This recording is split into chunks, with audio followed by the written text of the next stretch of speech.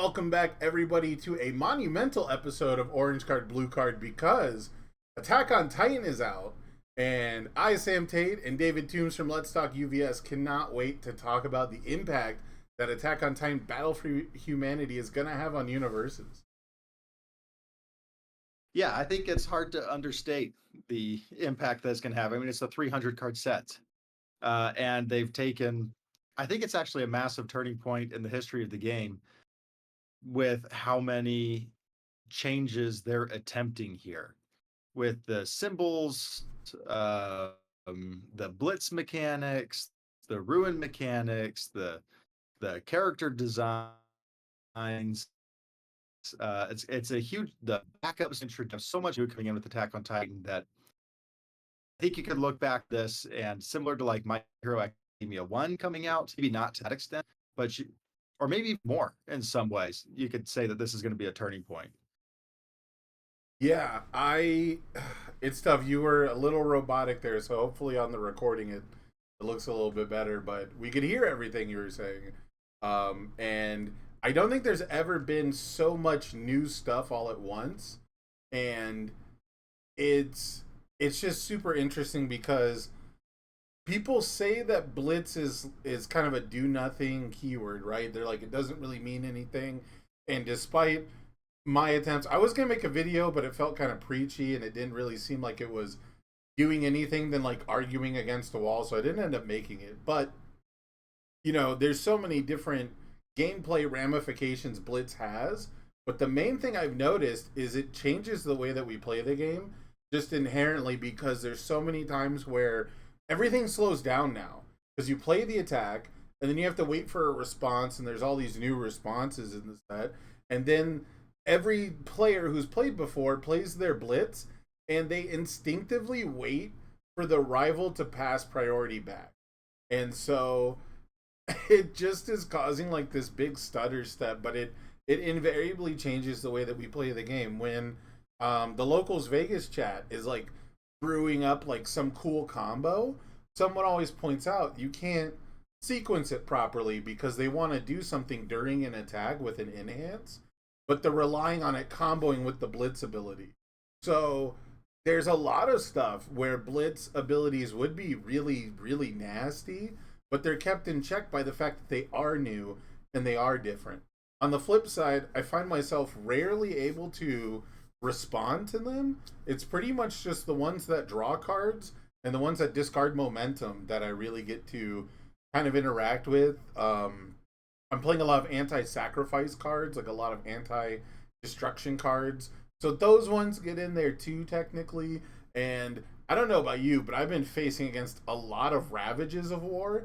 So I'm about to start playing Recovery Time and like anti-discard cards as well. So I think Blitz has been the most obvious shakeup in a lot of the games I've been playing. But what's been the biggest game changer for you, David? Yeah, just to go back before I'll jump into that, but just to hit on what you said on the blitz. Yeah, there's like one attack in Attack on Titan that says blitz if you have no momentum, get a momentum, and then it has powerful too. It's like if you could powerful all your momentum and then get a free momentum, that would be so much better. There's so many instances of that. But there's also instances of like there's that one foundation in Heroes Clash, I cannot remember the name of it, but it says flip end this enhanced step. And so you can use your blitz ability and then flip and end it. Whereas in the past, you would have to say, it's not a set one. Oh, it has to be It's not a your set own one. It's attack. set three. It has, yeah. There's one of that where it's your own attack. You end the enhanced, right? Yeah. And so now you can use your blitz ability and then basically give it like pseudo flash, except flash or use blitz. So that's something interesting to me. Okay, the biggest change for me in Attack on Titan. I mean, I have played enough, honestly, of standard. Like I've played, I guess I've been a chunk of standard, and I will say that let's trip me on because it's only on certain attacks that I'll be using it. And so it'll happen all the time where I'll use my blitz effect. My opponent will use an effect. They'll use an enhance, and I just won't correct them, and I'll just play my enhance. because like the timing didn't actually matter. And Right. so it was like, all right, I'll just treat this as my first chance. And Spotlight, I think that goes a lot smoother because everybody knows in Spotlight that you're to use your attack first, and then you use your foundations and your character. So it's this whole thing on this set, which is Well, my big take on this set is that it's meant to be played in Spotlight, so and when you take it to standard, you do end up with a pickups. it's funny because the newest players that we have at the pre-release events, the biggest issue they had is they forgot to do their blitz and they would do their character ability. So like from a practical testing, in the field standpoint, what ended up happening was players were not thinking, "Oh, I play my attack, I want my attack to do something." They were thinking, "I play my attack and then my character ability is the most important thing, and especially when it's repeatable." And this felt like a great set to have characters that have really strong once per turns and commit cost abilities and responses on play that combine well with blitzes.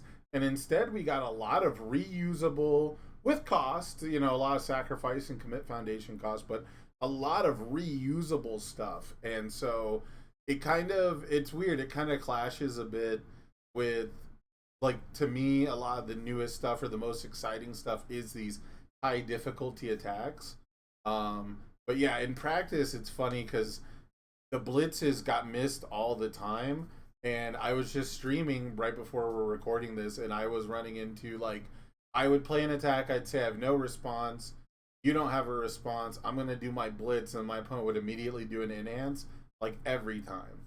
And it's pretty annoying, but you're right. A lot of the time I was just like, it doesn't actually change anything. And the times that it did, it was just really frustrating. Yeah, and you have to say, no, no, no, no. Like you almost have to say, I'm playing an Attack on Titan attack. This is Yeah. like this is different than typical standard attacks. So that's the biggest thing to me is that the design of Attack on Titan feels like it was very much done for Spotlight. It was very much done in this vacuum, and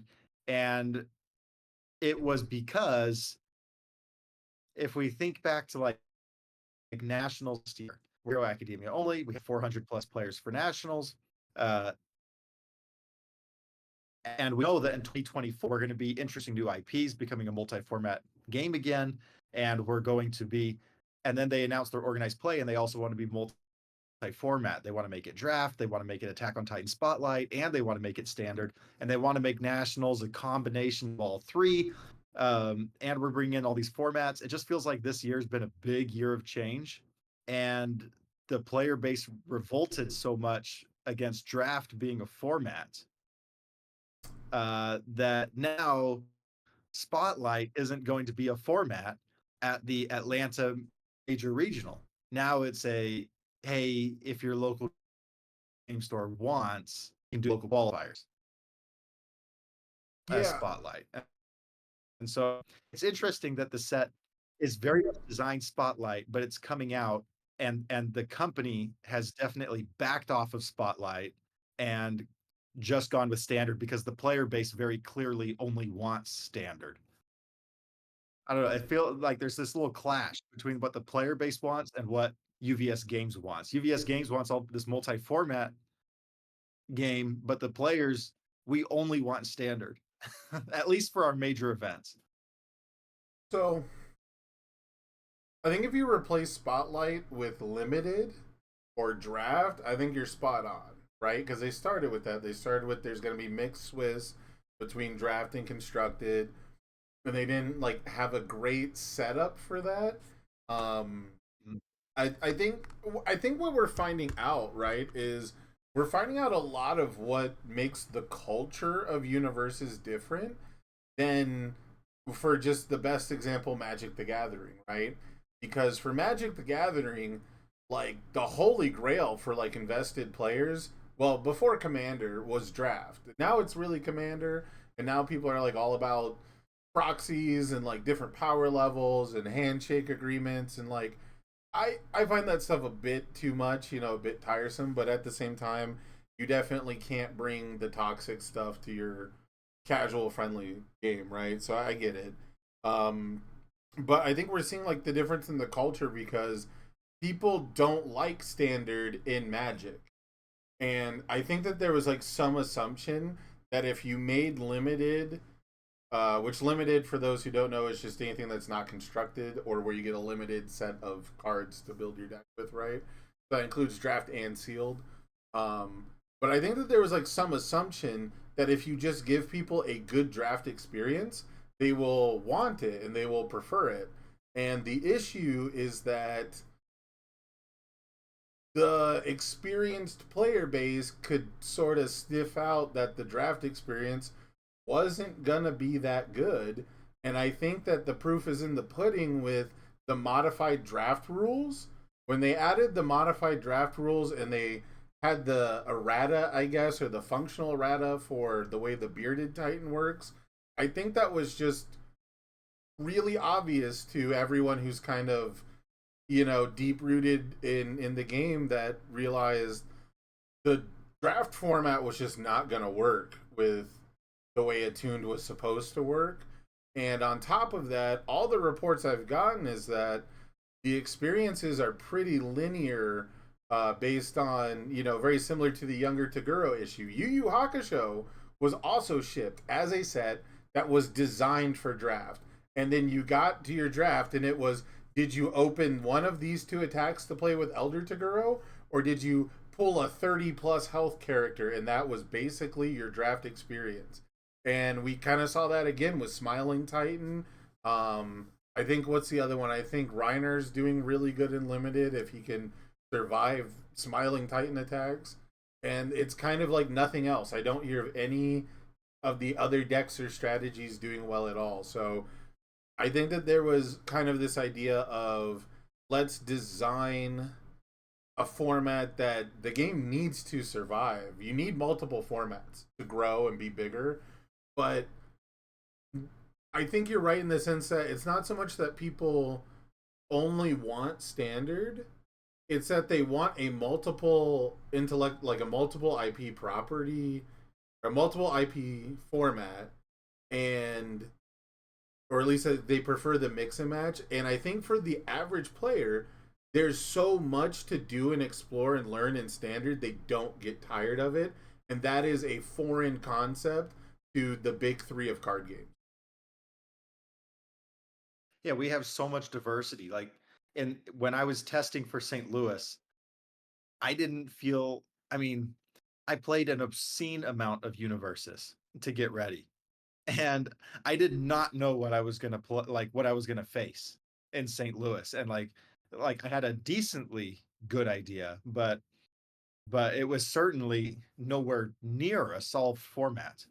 Right. And so there's definitely room for a ton of experimentation in Universes. There's so much diversity, so many different um, play patterns and styles that you can chase. That yeah, I just don't think players in Universes are looking for a new format. And I think having one kind of pushed on us is not the way to go. Uh, all it's going to do is make your players angry. I don't know how other games come up with their other formats. Like, I think in Magic, Commander was something made by the players, right? And then Correct. eventually the company realized, okay, we'll just make money on this Yes, that because is that's just literally how it happened. Players, it was made so the story is, as I know it, because this is interesting card game lore. Judges wanted something to do after judging long tournaments, and they didn't want to play like a serious game at all. And so they made up rules around big singleton decks, so they didn't have to keep building different decks. They could have one deck and have a different experience every time. And then you had to play an Elder Dragon as your commander. It was originally you had to pick one of the Elder Dragons, and that's why it was called Elder Dragon Highlander. But it was made by judges who wanted to do something like casual and low stress after judging tournaments. interesting. Yeah, see, that's what I hope U- Universes does. Like Triple Threat almost felt like that. like something that was really starting to catch on. And I think it was just made by Kevin Broberg. I think you have been trying to create multiple like other type. You had like this 100 card, like a very Commander similar Right. Universus type idea. I truly believe you can just play 4-person free for all commander. Like I think you can just adapt the game rules very simply. You basically just have to decide like how to target a rival, and that's pretty much it. Once you can agree on that, you like I have the rules in my Discord. Anyone can go find like the pin where I've just written up all the rules, and I think it's very simple and easy. I've just never gotten 4 people together who want to do it because it takes up so much of your time to figure out what standard deck you want to play, and there's so many standard decks you could be playing. To introduce people to a 100 card singleton thing is just way over the top, you know? And then if you want to introduce these people to draft, um, it might still be something that's like new and interesting to them. But if they haven't like satisfied themselves with constructed, all they're going to be doing is looking at the draft deck, going, "My constructed deck would be better than this." And the draft popularity, as far as I can tell, comes from the fact that the average Magic player is super casual and their competitive formats are not fun. They're not meant to be fun. Like that's definitely like a hot take, I guess. And I'm sure there's plenty of lifetime pro tour Magic players who say they love playing Magic and talk about how fun it is. But the fact that standard is their least popular format, it's not even like the format that they run most of their tournaments on. You know what I mean? Like in Magic, standard doesn't mean this is the format that you play tournaments in. It's just another rotation. They have tournaments in just as many modern and pioneer formats as they do in standard. So like the fact that like their smallest format, their most like controlled format is the least fun. And you look at the size too. Look at the size of like Magic Standard. It's usually like 6 to 10 sets, and in each of those sets, there is a fraction of playable cards. I would say it's very similar to Attack on Titan, where people are saying like the secret rares don't look like they're gonna be staples, and the rares are really where it's at. Like even ultra rares are kind of hit or miss, right? But there's such a small percentage of them because it's a 300 card set. So in Magic, as the years go by, each new set is only adding like 10 to 15 cards to the format, realistically. You get like different synergy commons and uncommons, but like, we're talking about like important cards, right? And in Universes, we've got like a 6 to 10 set standard, and every set is adding like 100 cards to playable pools. You still have some staples, and with the My Hero reset, things definitely started trending towards where we're at. But there's just so many cards that people want to play. I'm afraid that like Attack on Titan, if sets look like this in the future, then it will push people out of standard because we'll get to a point where, like, for example, how many risky encounters do you think are going to be signed up at the next regional? I think Like in top eight, how many decks are going to be playing risky encounters? I'll say 5 of top 8. Yeah, like with the attune symbol, I wouldn't be surprised if it's 7, right? Because it could be on like 4 different symbols now. So with the way that attune symbols work, and with I'll say the style of the design of a lot of these rares and ultra rares, I'm afraid that people will get tired of standard because they're not going to be adding too many new cards.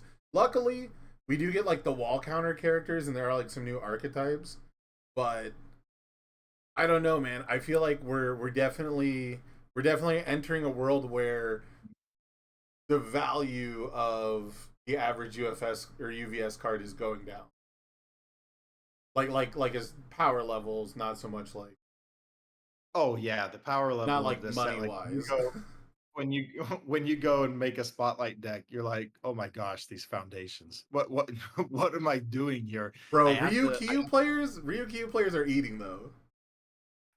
But yeah, you bring up a really good point that this set is just really bringing out, and almost kind of this year, the culture difference between Universus and other games. Like my sister and her husband play Magic the Gathering, and they have a play group that they do commander night like once every couple weeks. They get like a ton of people together, and they have all these decks. Like, so I saw them at my parents' house. They were getting a group together at my parents' house, and I don't remember why I was there, but I had come in for something, and they're unpacking, and they've got like this case, and it's like, oh, here's my 10 decks. You know, this deck does this deck does Here's this, my this deck power does level this. 6, my power level 8. Here's my power level Yeah. 5. Here's my group Hey, do you hug deck. yeah, let's grab a deck and go. And then they're playing and it's very clearly like just to have fun. They're just and Nobody's trying to it win. it felt so foreign to me because number one, I would never have that many decks sleeved up because Universus, your deck is changing so much. Like I don't know. Like it that just kind of felt weird to me. And then just how everybody definitely the casualness. Like I I play Universes to win, not to have fun. And then I have fun when I win. But Oh, so you will like Attack on Titan then. You will enjoy this set. yeah, I can't remember the last time it was like, yeah, I would just love to fire up Tabletop Simulator and just play for giggles. Like I'm testing something for an event. Like I either I'm testing this for my local qualifier, my local championship, or my major regional, and that's the reason I want to play. And Uh you really quick, you just hit the nail on the head because and this is like not to act like I know everything, right? But when it comes to specifically standard Magic the Gathering and to a lesser extent most formats, your testing is not about what am I going to change to my deck so much, or like like radical changes like you're talking about. Your testing is like practicing being in the situations with mostly solved decks and trying out like one or two changes of a card to see if it radically changes a matchup, right? If it's worth it or not. And like when it comes to like me playing Magic Standard like on Arena, there's no testing. I can just go copy a deck list and I'm going to play it. And as I play it on Arena, I'm gonna see people making small changes to known decks to give them a better advantage against mine. And I'm gonna make like one or two changes over time, but I don't need to test this. This is just, oh, I've hit the level where people are tired of losing to the red deck, so they have the anti-red cards. So then I just play like a slightly different card. You know what I mean? Like genuinely, it's literally like I'm gonna swap out a one drop 1/1 for a one drop 1/2, but it doesn't attack immediately. But now it lives against the 1/1 that they're playing. Like it's so corny, and I don't have to spend any time doing it. But when I go to play Universes, I have no idea what I'm going to be playing for a tournament. yeah, there's it definitely you Like can tell that really Magic. quick, really quick, just for an example, I booted up Magic Arena because the new set Bloomborough is really cool, and all I did was I went to the most recent tournament results and I looked up a deck that I had the most cards for, and I was mythic within 4 hours, which isn't like a big deal or an achievement. It's just the highest rank you can get. It puts you in like the top 1,000 players or whatever, and it takes like no time if people just tell you what to put in the deck. Like everyone knows it. Everyone knows it, and there's nothing you can do, right? Like, Yeah, I do not want to become that. Like, and I am a little. I should say I am a little worried about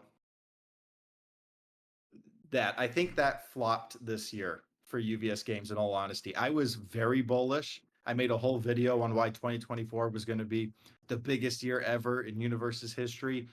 We had grown. I mean, a 400 plus player nationals last year. That was huge. It biggest felt, event. yeah, it felt like we had really grown. We we had overcome the card template change. that had happened at the end of last year that people were upset about, but the game had overcome it. Players were still around, and we had grown pretty consistently. It felt like over the course of My Hero Academia sets, and then this year just feels like it's been too all over the place and a lot of product. There's some amount of like we've had more product ever this year than I think ever before, and now they're hitting us with a 300 card set. Uh, and it's only August, and we've had Yu Yu Hakusho, Cowboy Bebop, Critical Role, another My Hero Academia set. We've had Godzilla, and now a 300 card set. There's a little bit of product fatigue. So yeah, I think overall, if I look at Attack on Titan, my honest opinion is um, that I wish these design changes did not happen. If I'm being 100% honest, I felt like we really peaked with Godzilla. Um, Godzilla product was incredible, and it felt like we were getting a lot of new players. A lot of people were interested in like Critical Role and Godzilla and got into the game because of it. At least at my locals, it felt like we were growing off of this, and I just feel like if we had just kept pushing in that, just consistency, which we've definitely lacked as a game, just the consistency, then things would have been better. And this feels so out there. At the same time, I'm very happy playing Spotlight right now, and it feels like a new frontier to explore in this fun side quest. And so, and I don't think Attack on Titan is going to ruin the game. Um, it's just that like I wish it had stayed normal. That's a pretty good way to put it. I feel a lot of the same way. I like I said earlier in the podcast, I've advocated for like the style of play a big poke and build, and people are like, "Well, are you really taking any risk?" And I'm like, "Make it a 7 diff." Like genuinely, I've been like, just make an 8 diff that I want to jam, and we have that, but in the typical like I don't know, card gamer fashion, we've reduced it to a place where it's not jam an 8 diff, poke, and build. It's jam an 8 diff, make you discard a card, make you destroy a foundation. I'm going to build a foundation. If you're playing against Reiner, you're going to lose one, and by the start of your turn two, he's going to transform and make you destroy a foundation on every turn or on every attack. And it's all because he landed the sickest 8 diff on turn two on you. And he only played one attack. And he might not even deal damage. But he's getting like so much value out of it that it doesn't feel like the same game anymore. And so, I don't really know how to feel about that because I like the play pattern idea of it, but it's so funny. We've been comparing it to Magic because it's got like the new card type like Planeswalkers, and it has the draft chaff like Magic does. But the play style, the gameplay loop, feels a lot like Flesh and Blood to me, which you might have heard described as like baby UVS because they basically have blocking, but it's damage reduction. There's no math involved, and you get one action per turn. There's no real like the resource system is actions and cards in hand and stuff like that, and it's very funny because Flesh and Blood has been designed in a way that you're not allowed to block much, and you draw at the end of your turn instead of at the beginning. So when you block, you go into your turn with less cards in hand. And remember, you have to discard a card, you have to pitch a card from your hand to play cards. So if the average block on a card is 3 and like everything is built to deal 4 plus, the game is going to progress, and it just doesn't feel good. It doesn't ever feel good to block. As a card gamer, it doesn't feel good to use a card and your opponents still get a benefit from it. And that's how a lot of these 8 discs feel, where it's like they are so good turn 2 that you can't block them like the majority of the time. They deal so much of your health that even because it feels like you have to play an Attack on Titan character because they have that extra 4 health or whatever, and you're being knocked to 21 instead of 17 matters.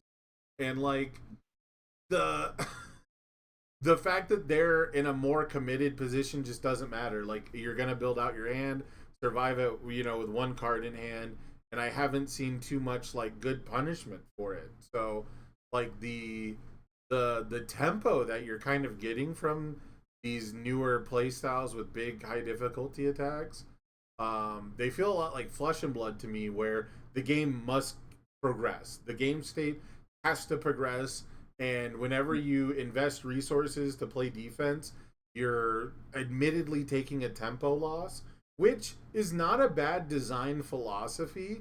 It just, I'm 100% with you when it feels like Godzilla was kind of peak, but it still needed a little tweaking. And it feels like Attack on Titan has done this really good design goal of make sure that older product does not obsolete newer product, because that was the set one problem.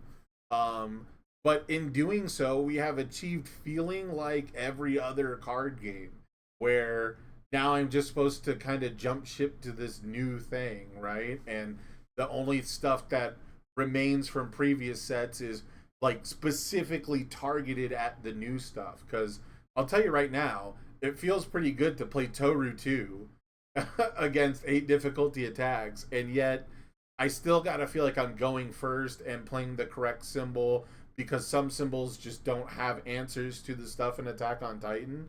And having entire symbols be obsolete is really bad, but it's really bad if half of them weren't even in the most recent set.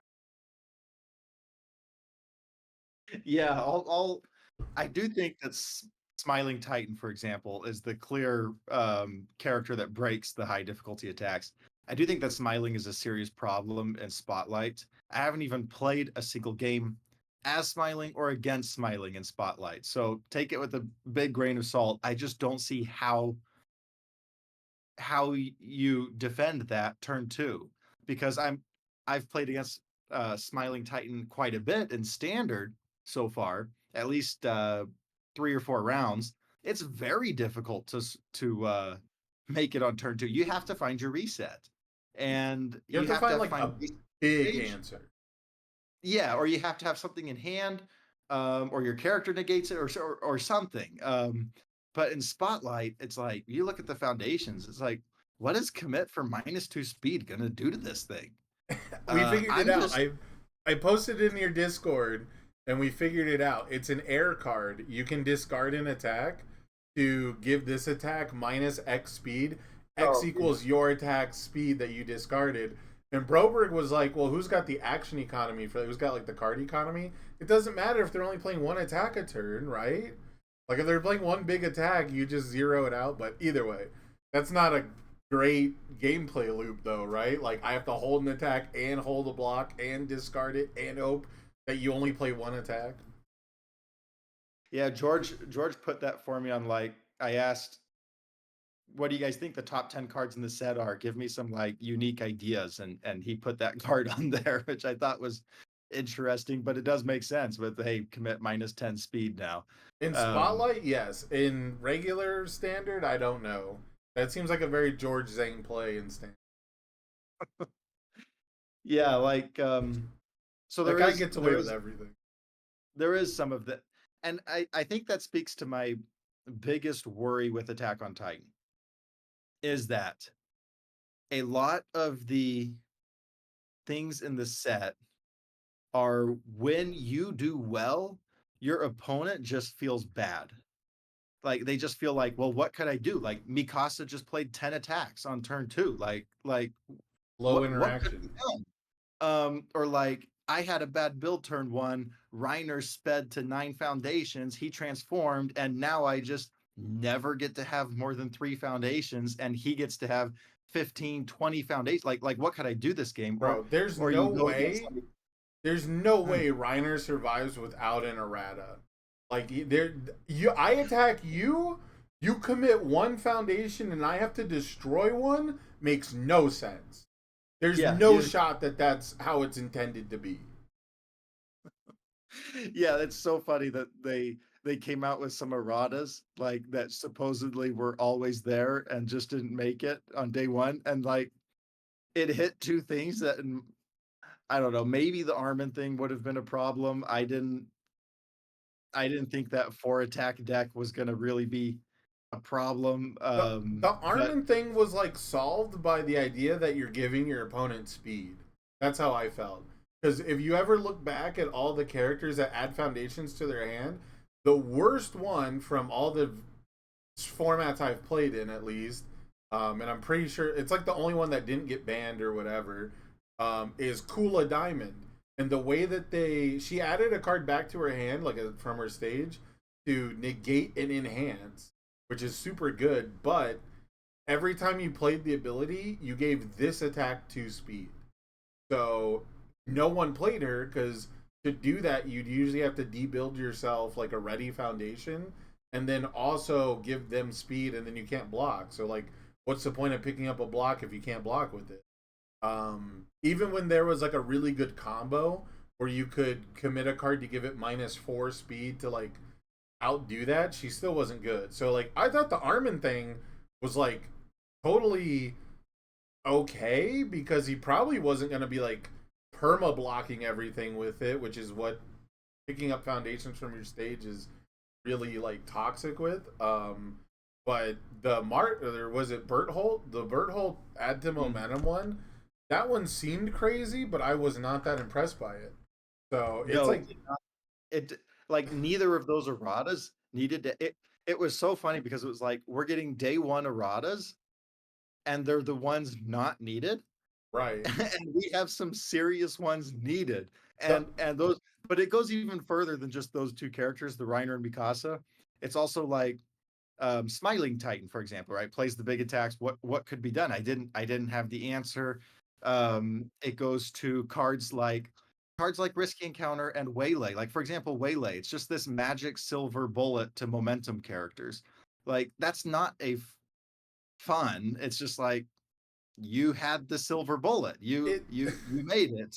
this is What could be done? I'm going down now. Like I don't think that's fun. I've had a lot of gameplay in my testing and standard where it's just like you throw your hands up. It's like, well, that happened. there's this is how other card games design their cards, and this is one of the reasons why a lot of Universus players don't play other card games. Is it's very obvious when a new set comes out and there's a card in it that makes you go, "Oh man, I can't play this guy anymore," or "I can't play this deck anymore." The most obvious example, again, to go back to Magic the Gathering, is there will be creatures that are indestructible, so they just survive on the board, and the way that you deal with them is you either add them back to the opponent's hand, which of course they can just play again, or you remove them from the game, called exiling. And gods in Magic are almost always indestructible. So whenever they do a plane where there's god characters, they almost always make them indestructible. And then guess what they do in the very next set? They make it a plane where you exile things because they need to have removal. And now it's like, well, my god creature isn't so godly anymore when a 3 mana spell removes it from the game. And in the Greek mythology block, where there's gods everywhere, one of the most common removals is exiling, because the god of the underworld does all this stuff with the discard pile, and its unique mechanic is like escaping from hell, so they come out of the discard pile. So what do? You exile it, you don't kill it. And then in the very next set, there will be cheaper things than the exiling cards. They'll cost less mana and they'll destroy things again. And it's like they just go through these cycles. So like Yu-Gi-Oh is really bad about that, where Yu-Gi-Oh is like, okay, well, here's the best monster. Very next set, we'll make a monster that can be played in the same deck with the best one, but will be slightly better than it and will negate whatever you tried to do with it. And it's just like very obvious that it's meant to like rotate you through new strategies. Pokemon is really good at just going, okay, well, this Pokemon was really good, but here's a new energy for a different type, and now this type is like really good because you get energy better. Like they their format is usually based on how you can tutor up energy, right? So if you don't want the fire Pokemon to be good, you take out Welder, which Welder is nuts. It's draw 3 cards and you can attach like 3 energy for 1 card. And now it's like you can't play Welder anymore. You have to play the one that's like search your deck for 2 electrics and attach them because you're more likely to attach them, you know? And it's like they're so clearly this is Welder but better. It's so clearly like this is whatever Yu-Gi-Oh Ace monster, but now it beats a hand trap that exists. And that's not the worst way to design a card game, but man, it sure feels bad when you're just like, look at all the cool things Amajiki can do, and then the very next set gives you 0 face-up momentum cards and Waylay. Yeah. You know? And we just they just gave us a set with Toga 4 saying you can copy things and then oh yeah, now characters aren't playable in your main deck. Not a single one. Not a single one. Like this is just gone, which yeah, and then to top it off, to me, I think that Risky Encounter is a very unfun card. I it's just like for example, I've been playing like Death Arms. Just because you can City Rampage and then go grab Risky Encounters because they're 5 diffs, and so Death Arms gives it +1/+2. Oh, that's very and now, funny actually.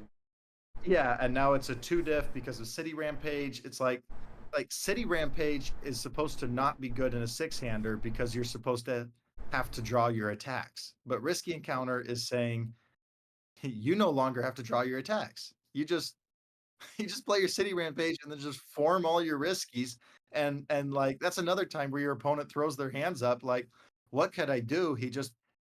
He played 3 attacks that were 2 diffs from his discard pile. Oh, is it a 2 diff? I thought it was a 3 diff. I think I got. Well, it's a 3 diff. It's a 3 diff, but then City Rampage effectively. Oh, your City Rampage. Okay, yeah, you're cheesing. Got it. +2, but now you have 1 in the card pool. Sorry, I'm doing this. Yeah. So I just played right before we recorded this. I played on stream against Justin Birch, and he was playing Reiner, and I was playing King Ghidorah. I was like, let me see how King Ghidorah does with this new stuff, and I played a mix of like Titan attacks, like high diffs and like regular stuff. And it works surprisingly well, but it seems to be like you really want to be on like all big stuff or not. Like you don't play them on the same turn very often together. But there was like I won the set, but I had to go first. I won the games where I went first, and both games where I won, I was like, I need to check a 5 on like no foundations in my stage. I was just getting absolutely blasted back to the Stone Age. He dealt like 0 damage to me, but it was the kind of thing where if we were playing in a tournament and I didn't win game 1, I would like have to scoop because I'm going to be here literally until he decides to end the game. Because I was never having foundations, even though he was never dealing damage to me. He didn't have to. He didn't have to take risk. And that's something that you see a lot in other card games where like the control deck doesn't necessarily need to win the game. It just needs to put you in a place where you can't win and you're better off saving time. And so game 1 I had to win by playing an attack. I had to check a 6 into an attack that ignores progressive. So I had to like play a 4 diff, a 4 diff, a 4 diff with no foundations. My character committed to remove villainous teamwork, which says when you play it from exile, it ignores progressive and check a 5, and I did, and it was super hype. And then game 2 I went second and I didn't play the game and I scooped.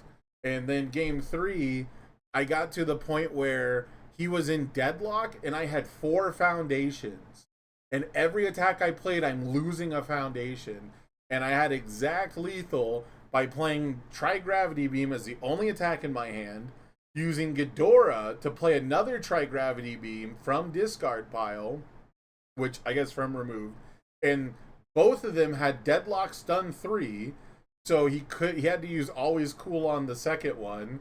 and then I played a risky encounters and checked a 5 and committed my last foundation, and like every attack, like it just and because he destroyed my whole stage, I got plus 10 damage or plus 9 because he destroyed one, whatever it was, and it was exact lethal. And it's like risk encounters is bonkers, but I think it's a necessary evil. I think it, and I think it's what short work where you get like speed based on the difference. Those feel like Yeah. the only ways you can like get back into a game against these decks that are determined to ruin your stage basically. And so far Reiner seems to be the only one really doing it, but I don't know.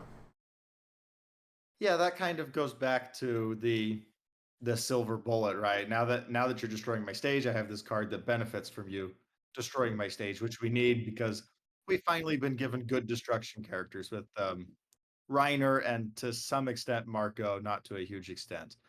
But he's at least some I mean, Marco would have been pretty hype if Reiner wasn't there. Like Marco, I think, is better than like Kirishima 3, for example. Better Mina Ishido 3. Yeah, yeah, it's like it, we just really haven't had a strong foundation destruction character. So I And feel like do I've you been know down. why that is, David? Do you know why we haven't had a strong foundation destruction effect character? I imagine it's because you don't have fun when you don't have foundations. Because it's if you remember when you were talking about your family members playing Commander and just having fun. Do you know what the number one like house ruled banned thing is? Some destroy everything card. Land destruction, resource denial. That is like the number one thing where if you sit down at a Commander game, it's like your duty to inform everyone that you are playing a resource denial deck. And I will preface this by saying resource denial fits the Attack on Titan theme perfectly. The worlds we visit and thematically, sacrifice is what I started reading the manga at least. So for like the first 30 chapters, it fits perfectly. Um, Yeah. what it what it doesn't do is make for a very enjoyable game experience 90% of the time. Yeah, that's 100% of just yeah, Attack on Titan. It's all about, hey, we have limited resources. It feels like no hope. Humans versus the Titans. Yeah, it's thematic, but thematic over being fun. Um, but I feel like I've been a little too downer on the set, but you're right. I mean, there are a lot of changes, and some of them are worrisome because they're so different compared to past Universus designs. And so I do wonder where they go from here after Attack on Titan, where they're going to go in 2025 and what the sets are going to look like. I assume attuned symbols are here for forever, at least for the next year, is my assumption.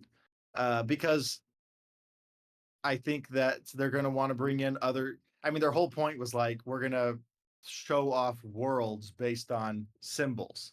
And so um, it could be kind of funny if like life is chosen again as a symbol, as an attuned symbol for the next set, and like the void symbol just never gets support for 15 months or something like that. I so I do wonder where they're going to go from here. I can't even remember what I was talking about, but all Well, that said, I don't think the game is like. I think people saying, "Oh my gosh, Attack on Titan has ruined the game." I think that's too far. I think we're going to be just fine, and let's see where 2025 goes. And in the meantime, Spotlight is going to be an interesting side quest for me, where I'm having fun. Like it's nice to have a format in Spotlight where hey, you don't have to play against those overpowered Godzilla cards. Um, I don't have to. I don't have to worry about cancels nearly as much. I don't have to worry about draw power being to the extent that, like in standard right now, everybody's a 10-hander. Everybody's like they'll play 5 attacks. They'll have more cards than their starting hand size for defense. Like all the time, or they'll just block with the firepowers from their discard. So it's nice to like rewind the clock in some ways and go to a simpler time. And have simpler deck building choices where in standard right now you could go 100 different ways with your character, whereas in Spotlight it's like you can go 4 different ways. You know, 5 different ways. Like you still have a little bit of choice. You can still put in your spice, but the deck building is going to be much more constrained, and so it's easier to build decks. Uh, like I appreciate going back in time to what it felt like Universus was when I first joined in the game, when it was just set one and Crimson Rampage, uh, and simpler. So for all those reasons, I'm excited for Spotlight, but also for everything that we've talked about up till this point, I'm worried about the future of standard format going forward. So I don't know. I feel very, very conflicted on on I I've never felt this conflicted on a set. I think I think what it is I think Spotlight is a more relaxed format, but it's also, I think it's you have to play it casually. I think when you were talking earlier about like there's not as many answers to stuff, it's freeing in the sense that you don't have to play around those things, but you then have to turn the other cheek when your opponent just gets to combo off and do their thing, and you're just sitting there with a picture of Armin's face on a 0-5 blank foundation because those are all the zeros in the format, right? There's not a zero that does anything. So, it's very much like a give and take. And I think I described it as my issue with Spotlight right now is everything I would want to do in Spotlight format, I would not want to play against. I would not have fun playing against it, and I can't imagine other people having fun playing against me doing it. So like I struggle to find the spark for it. I'm willing to give it a shot, but like we were talking about earlier, I got to figure out what I want to do in standard. I haven't found a deck I like in standard yet. I've built a deck for every character because I'm doing a deck profile series and stuff, and so like maybe I just burnt myself out on scrolling through cards, but you know, I'll say this, man, with the attune symbol and the massive set size, the way that UVS Ultra works, it is a chore to deck build in standard. There's so many cards that you have to flip past that are not only not good enough to ever be put in a constructed deck, um, but there's so many that are similar. Like, look at all the air cards. There's a 3 diff that clears your card pool when you sacrifice one, and then does something if your rival made you destroy it. Then there's a 3 diff where it clears the card pool if your opponent blocks. And then there's another 3 diff, I think, that clears the card pool with a different condition. And then there's 2 different 1 diffs that do it, but one's a 1/4 rare that is triggered on block. Then there's like 2 different 2 diff foundations that clear themselves after you play them, and it's just like none, like potato doesn't count for Sasha. Like I'm completely lost in the sauce, like there's so much going through every single card, and now I have basically 2 symbols worth from the set to look through. God forbid And your character has 3 Attack on Titan attuned symbols. Like you're just gonna have. I think they actually made it so that no one has all 3, but I could be wrong. But you're just like going through everything, man. It's so much. So like I'm down to try a Spotlight, but someone would have to hand me a deck to play in Spotlight. yeah, some standard characters have all three. Nejire 1 has life, air, and chaos, Oh for god, example. dude. Can you imagine trying to build that deck? Actually, And you have to I'm go. gonna look this up right now. I'm gonna go to standard. I'm gonna click on Nejire. I'm gonna make an air with chaos and life attuned. And we're just gonna see how many cards for actions or just how many foundations do what I have to look through. Yeah. 209. You'd have to scroll through 209 foundations to make sure you got every option available to you. Talk about the mental load on that one. And did you click infinity symbol? No, so infinity shows up if How we you did those two. infinity shows up if you don't hit match all. Oh, I So see. so I see. infinity foundations should be included. Are there even any infinity foundations right now? Oh, there Yeah, we is. got There's one. zero. They're The one, two. blanks. Yeah. Oh, and It's they're just Titan cards. There's two Titan cards. Yeah, so those should show up in the 209. what were you saying right before you talked about that? Oh, I was talking about how you'd have to hand me a deck to play Spotlight.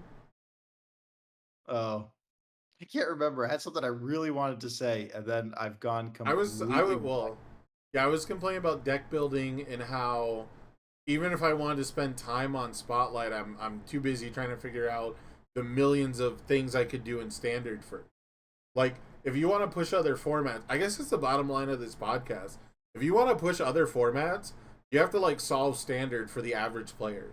You have to make Standard not enjoyable. Like, and I mean, that's not the goal, I'm sure, of Magic's Standard, but that seems to be the result.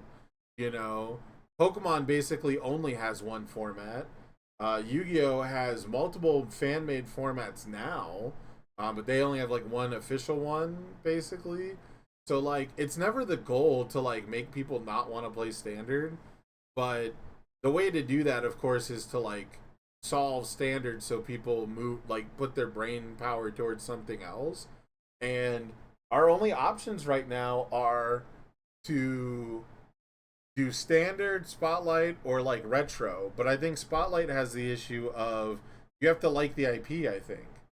I don't think Spotlight is going to drag in the players who are like, well, I don't care about the IP. I like the game enough.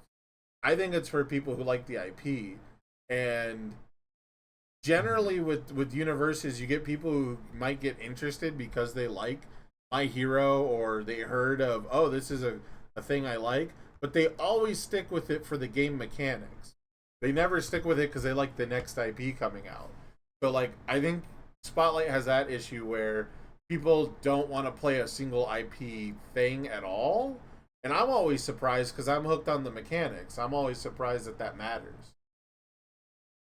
Yeah, yeah. I mean, I got in only because it was My Hero Academia, but then by the time by the time they released Girl Power, I was like, I'm tired of my hero sets. I want more I want more different IPs. I was getting used to this new world we're living in.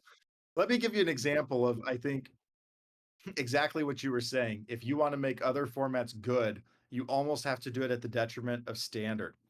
And I think backups perfectly encapsulate this because backups are decent in standard. I think the shift attacks are actually quite good.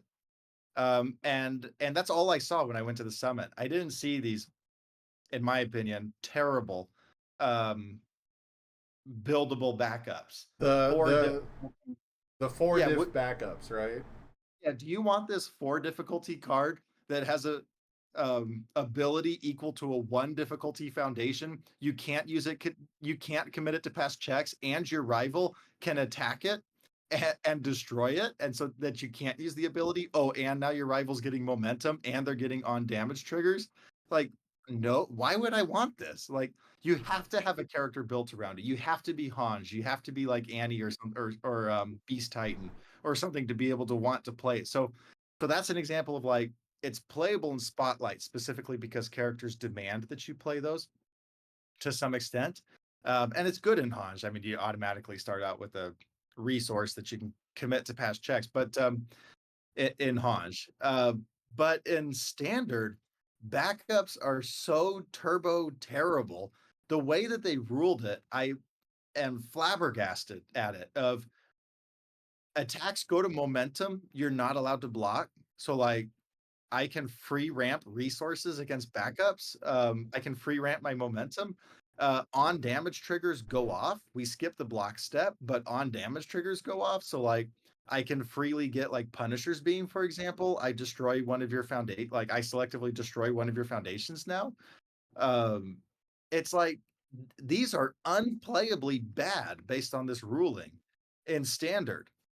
It's only in a Spotlight universe that the backups make sense, and that's a real bummer because when I went to the summit, when they first showed us these cards at the summit, it was only the like Smiling Titan attacks, for example, and I thought this is really cool. It's like an asset that you can attack. Like, what a cool design space they're going down. And then it turns out it's nothing like that. Uh, it's It's nothing like an asset you can attack. It's like, I don't even know how to describe it right now. It's just spotlight. It's just a spotlight thing. I haven't seen a backup I actually want to attack except the Colossus Titan attacks or whatever, the Colossus Titan one. And it has the most stamina and draws them a card when I kill it. So, like, the one with the best ability, it has a game winning ability, don't get me wrong. Like, form, you discard two cards is just backbreaking. And then it has the flip on top to make Ruin useful. So, like, the the ability on it is the only one good enough that I want to attack. I still don't feel like I can afford to, because like if I'm gonna deal 10 damage to your Colossus Titan backup, and your character starts at like 33 health, that makes you like a 43 health character over the course of the game. So it's great in the design space of, oh, these decks that want to poke and get momentum and do triggers will have like a cool payoff and it'll make them like risky. But I'm with you, they're like not functional. Like they're they're just the shift attacks, and even then the only ones I'm attacking are the ones that force me to attack. And when I'm playing what is it? There's the so I the one use I found for backups, right, or like the counterplay is, you know, that stupid action from, I think it's set 5 on Daunted Raid, where it's like seal your next attack. If it deals damage, you draw two cards, but if it doesn't, you like discard them from the card pool. So like you can play cards like that and try to bank on people playing shift attacks. But if they shifted that attack, you're probably in such a behind position, you can't afford to soak like 6, 7, 8 damage at a backup. So it's in such a weird place. I had high hopes for the backups because I came late to Magic, and so Planeswalker is actually one of my favorite card types.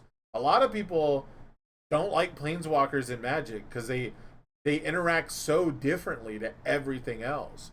And I thought their interpretation of backups here were interacting pretty similarly as like assets and foundations and stuff. But then the fact that like I want to play the character who, when you transform her, you search your deck and you build a backup, and the options are +2 damage or ±1 speed, and they're 4 diffs. I don't want to play this character anymore.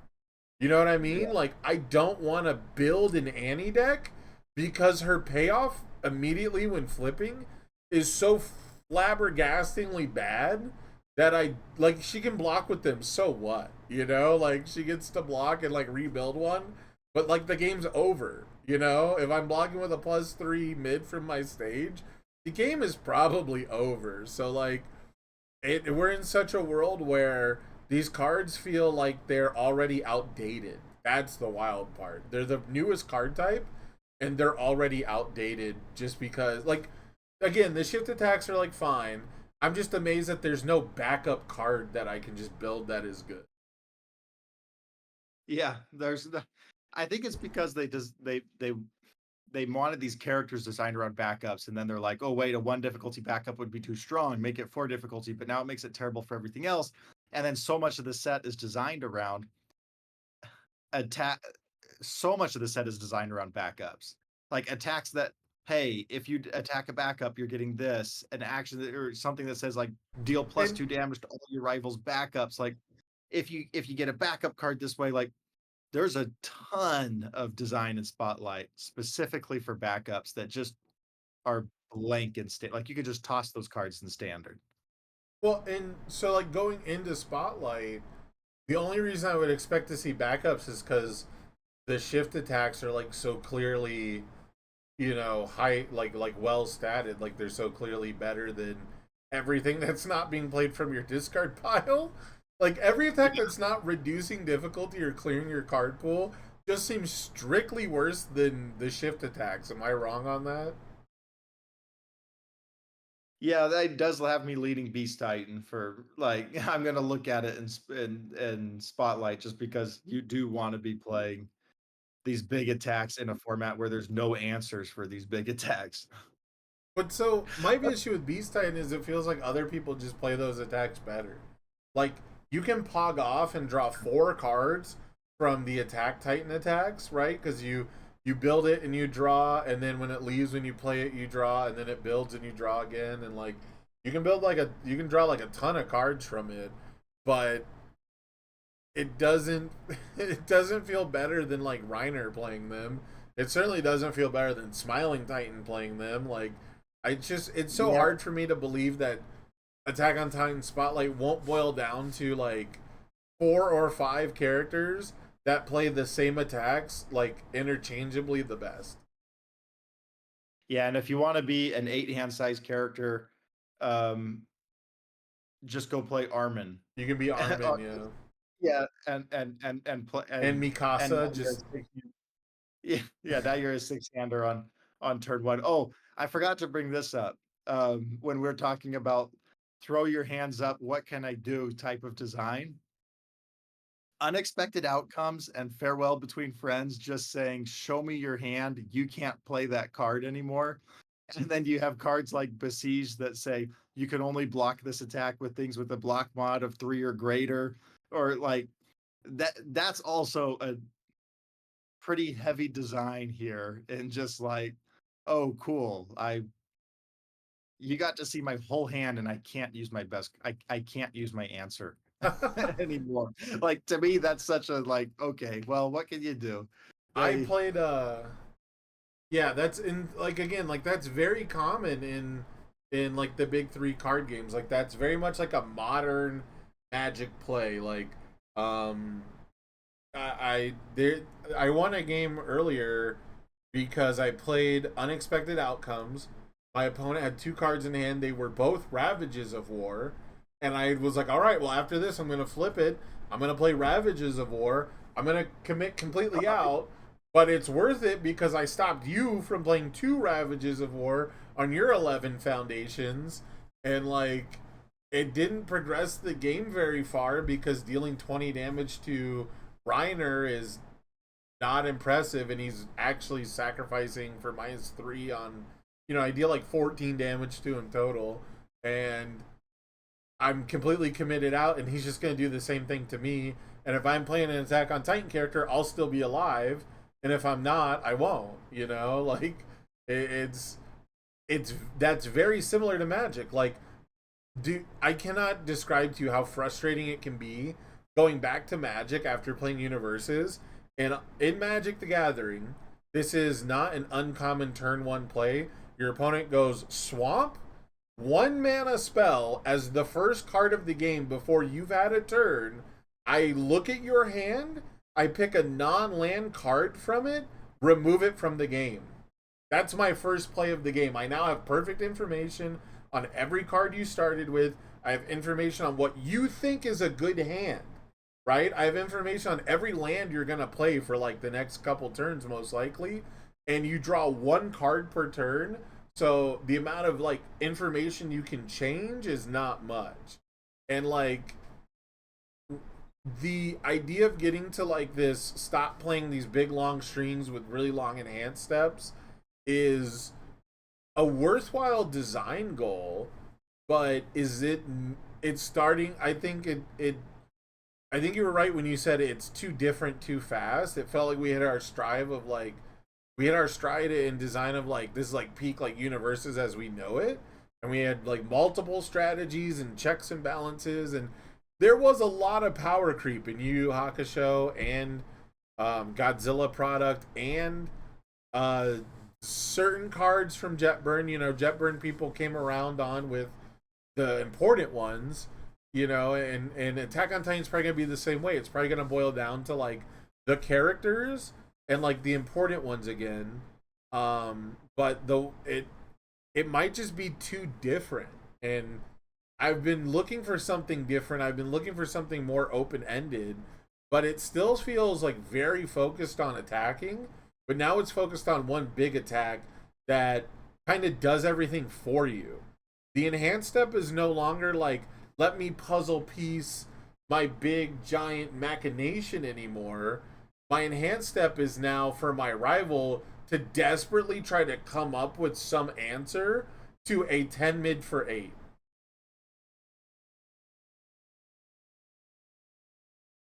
That's a good point. The enhanced step is for your rivals. There's so many times I've been playing this Spotlight Hans deck. It's just like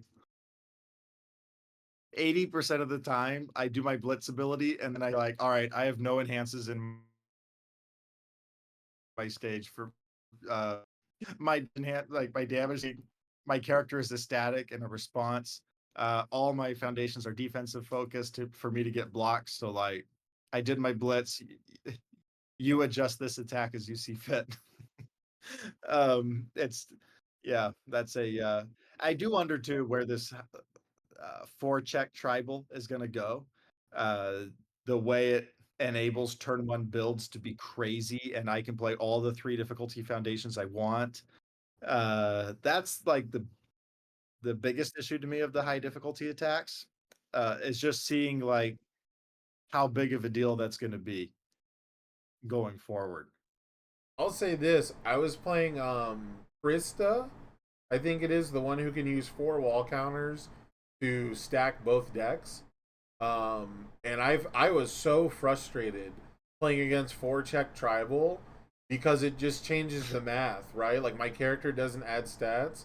It changes the math just enough that the worst part about it, I'll say this, the worst part about it is giving my opponent the worst 4 check attack in their discard pile on top of their deck is still giving them an insanely good attack. So when you go into your turn and you're like, okay, well, I want to stun them out. I'm pressing the advantage. I'm sending it for 14 damage as like my second or third attack, and I want to stack a bad check on top of their deck. Two things are happening that's really bad for me. One is they have +0 block mods and a massive stage anyway, so I probably can't stun anything out. And if I stack a 4 on top of their deck, they're still going to block it like 90% of the time, right? Like press the attack is a 3 speed move, so we have to find a different kill condition, which is get momentum. So we have to hit with other moves. So like there's not a lot of backswing potential against these 4 check tribal decks because they're blocking pretty handily when they need to, which is letting them play this greedy line. And then the other thing is if they don't have to block it because their character is 34 health, they get to just draw that attack. And again, there's never like a bad attack to give them. You know, in the past, I could give my opponent like that punch attack that you're only playing because it's a punch and it has the right block zone, or I could give my opponent like a home run comet when they have no momentum and it's not the end of the world unless it's Jiro. You don't give Jiro home run, but whatever, you know. And so it felt really bad to play against the 4 check tribal with that character specifically.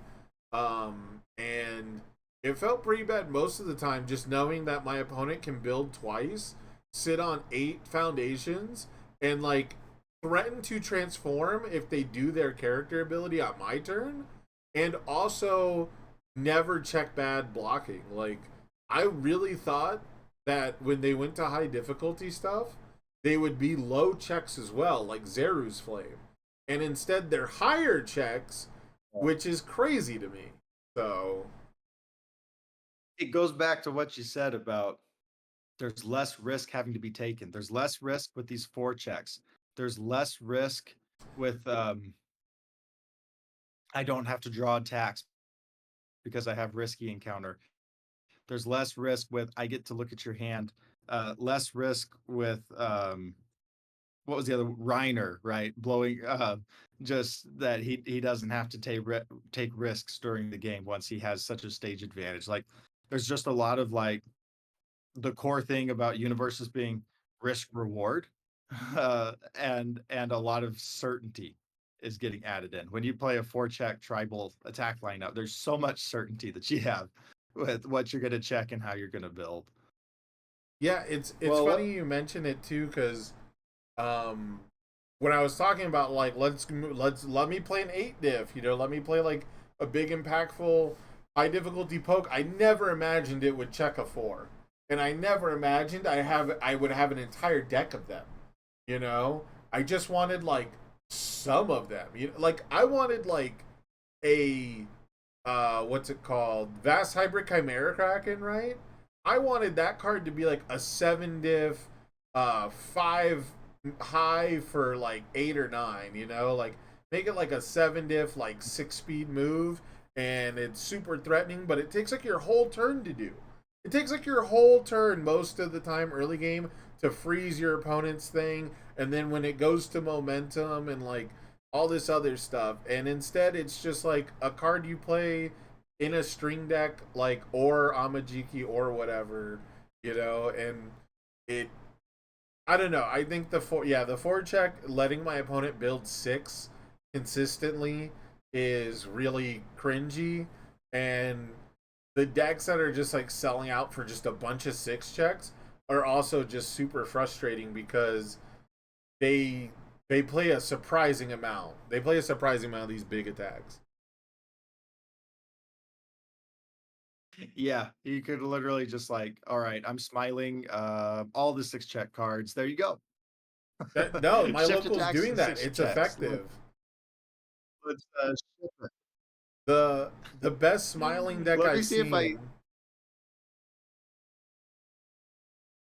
Oh, you're good. You're uh, good. the best smiling deck I've seen is as many 6 checks as you can play, plus League Invitation, which is also a 6 check, plus the one that gives you +2 for playing a shift attack or a backup or whatever.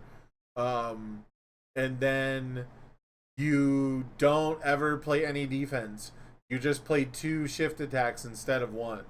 And your opponent will have an answer for one of them, and then the second one hits them. And it's okay because you have 31 health and they now have 17. Like Mhm. it's like a crazy lesson in like what tempo could look like in the game. And it's like the prime example.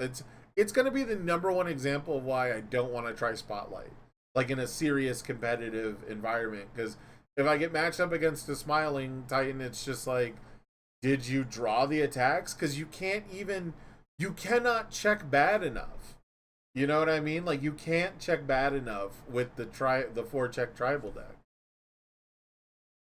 That's why I'm playing Hans, so I can take it back to printed speed, and then I can use a couple bar the doors to give it -4 speed, and then I can get my 1 block There you in. go. I see. I wasn't respecting Return to Printed too much because they're playing the printed 10 speed moves. And that's the other Yeah, thing too. you still have to The on the healthy stage. the most surprising thing is their Smiling Titan deck is not paying any attention to the text. It's only going for the best numbers possible, and it seems to be more effective than like trying to do cute stuff with like the better shift attacks.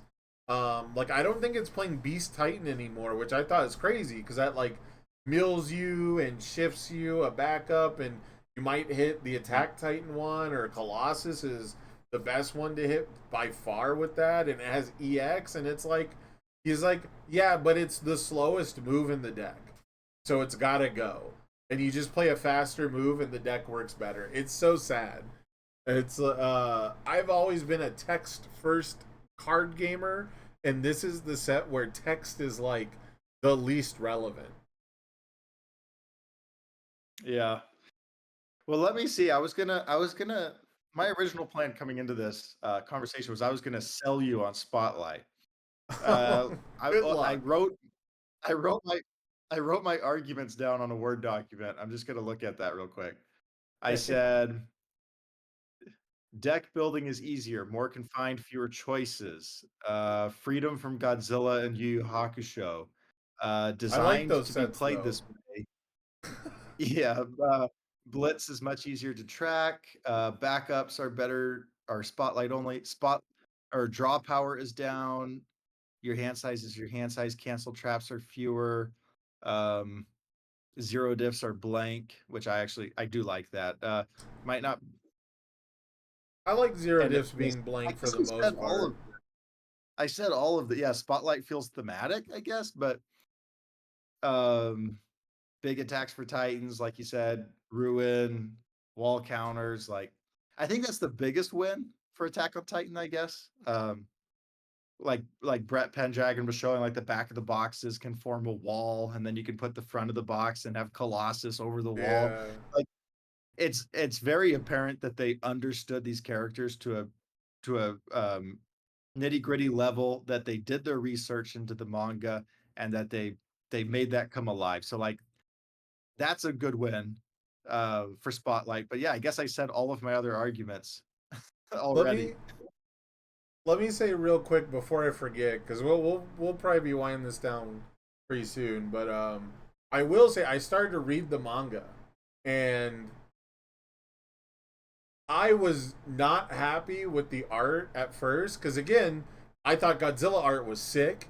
If you're gonna pick anime screenshots, Yu Yu Hakusho is like an outdated one, but it's one of my favorites. So like my bias still exists. I like looking at Yu Yu Hakusho cards.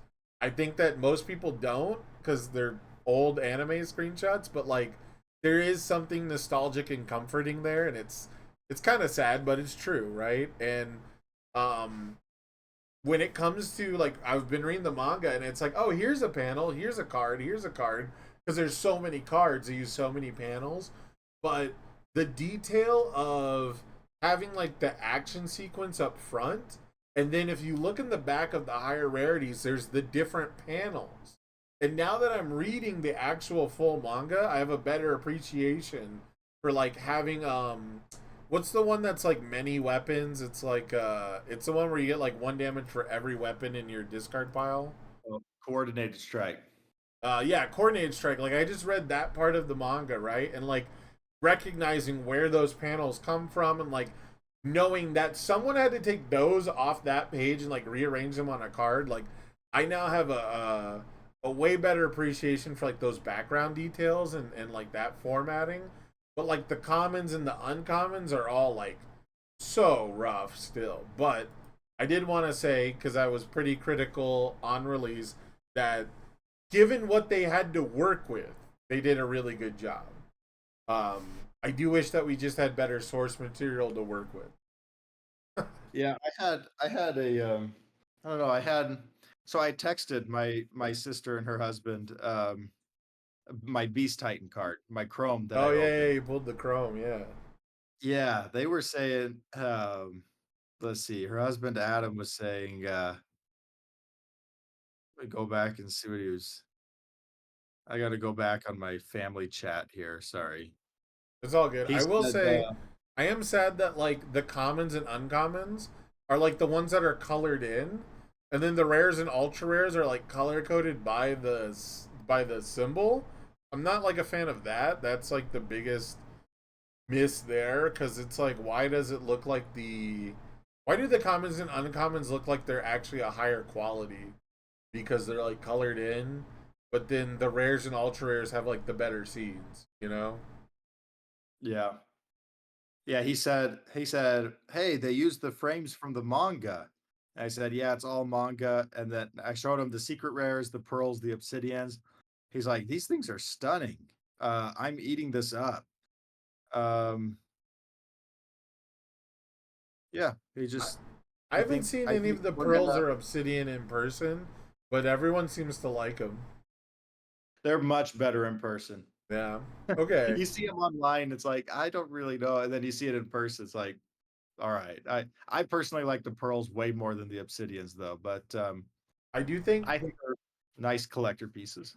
I do think manga art is a better aesthetic than anime screenshots, whether it's from My Hero or Yu Yu Hakusho. So I'm definitely on board with more manga art.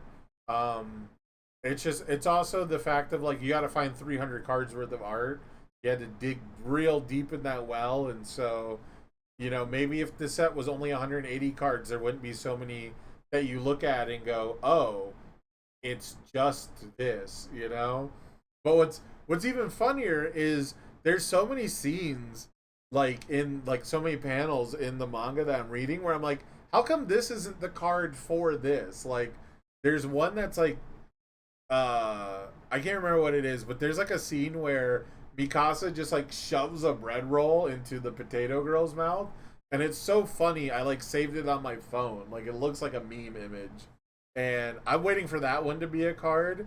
There's a scene where like 10-year-old Mikasa like drags Aaron 100 feet and like throws him like she like bowls him like a bowling ball into a wall.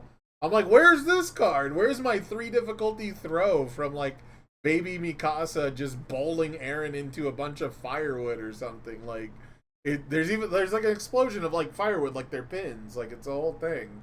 So I'm waiting for that card. There's like more art that could be used, which is the craziest part. Uh, yeah, I'm in for a baby Mikasa throw. Yeah. too Meanwhile, com- too complicated for the clash decks. yeah. Meanwhile, we've got attacks where the art is Mikasa looking at her own sword, and it's an 8 difficulty attack.